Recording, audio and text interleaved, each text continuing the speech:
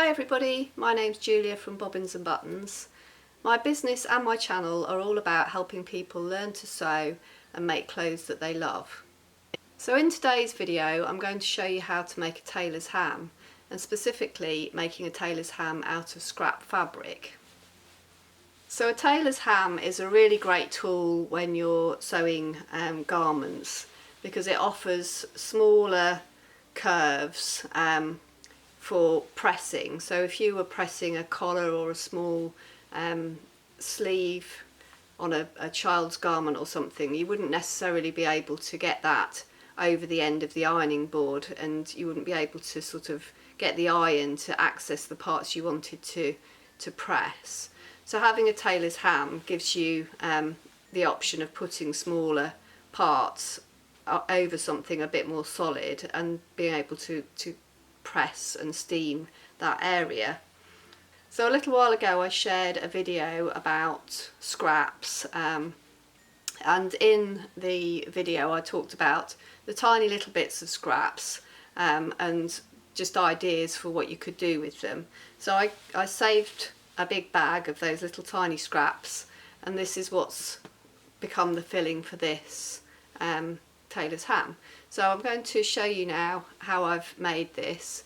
If you would like to have the template for this particular tailor's ham, there's a link below the video where you can sign up and you can have access to all the free patterns that I offer on my subscribers page on my website. So let's get started. So this is a lovely simple project, and like I say, if you'd like to use this template, you can sign up to my newsletter following the link below the video, and that will give you access to all my free patterns on my website. But you could also just make your own template. It's very simple, curved shape. If you're doing sort of smaller garments like babies' clothing or children's wear, you might want to make a longer, thinner shape. I'd just say this was quite a good generic tailor's ham shape, but like I said, you could personalise it and make it work for the type of garments that you make. So I've cut out 2 layers of medium weight denim. This is just left over from another project, and then I've stitched them together around the outside using a 1 centimetre seam allowance, and I've also used a slightly smaller stitch. So I wanted it to have extra strength at the seam, so I don't want to have to cut my seam allowance off. I want to keep a bit of that bulk there, so I didn't want to go much bigger than a 1 centimetre seam allowance.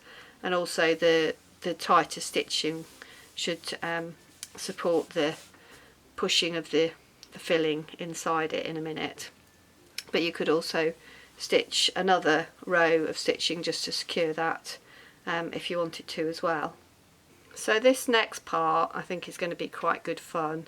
I want to cut the scraps even a bit smaller, and what I'm going to do is use a rotary cutter. So I need a nice sharp new blade in the rotary cutter to do this, and then I'm going to just cut all the bits a little bit smaller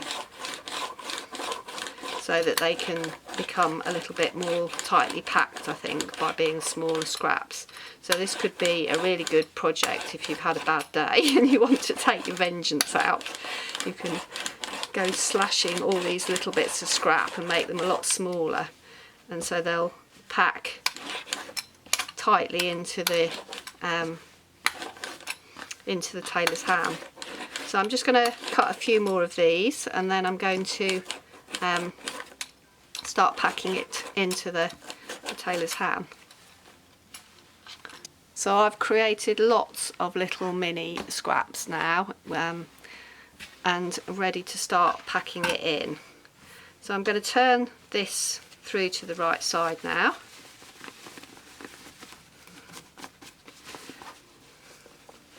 And just start filling it. So I'm going to try and push it far into the end and just keep packing it in tightly.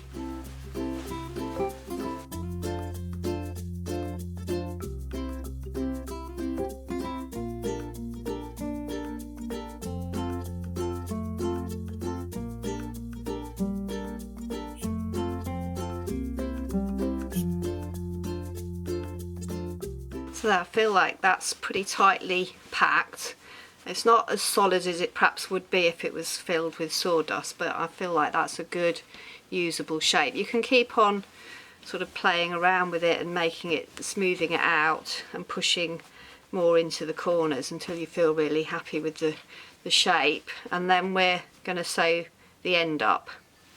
So now we're ready to stitch the end closed. So I've taken quite a long needle and I'm going to do double thread. It might also be good if you've got like a heavy top stitch thread to stitch it closed, because we really need to pull this tight. I've packed that as hard as I can. I'm feeling quite happy with that shape. So now I'm just going to fasten on the end of the needle just inside here where you can't see the stitches.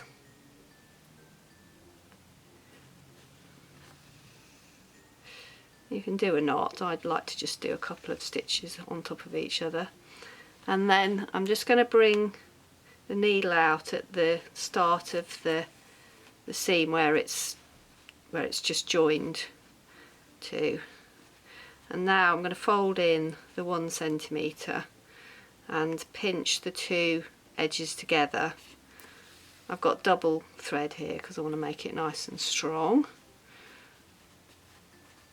and pinch those seams together. And now I'm just going to do a slip stitch, really quite a tight slip stitch, close together small stitches. So I'm going through along the fold line and then into the second side. Just got a little pull there, that's it. So I'm going to really be squeezing this at the same time, pushing it in. So yeah, going along the fold line, out the opposite edge, and then just pulling that really tight. And then the stitch, when it comes out of the fold line, it goes directly into the opposite side, and then send the thread along the fold line on the other side and pull that up. So the stitch is just very small and discreet.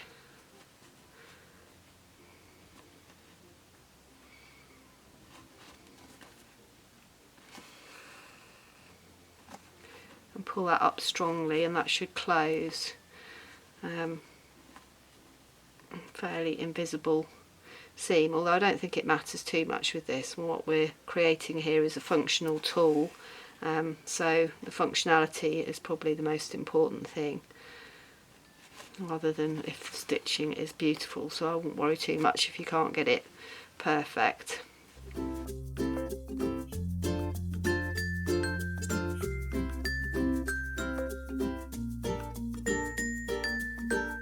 So there it is, finished tailor's ham. I'm pretty pleased with that. It's nice and packed. I think it's come out really well. It might not be quite as smooth as the ones that are filled with sawdust, but given that it's just made entirely of scraps, I'm feeling pretty happy with that really, and I think it'll be quite useful. So I hope you enjoyed that tutorial. If you've got any comments, feel free to leave them below the video. And if you'd like to see more videos and tutorials, please don't forget to subscribe to my YouTube channel. Thanks for watching.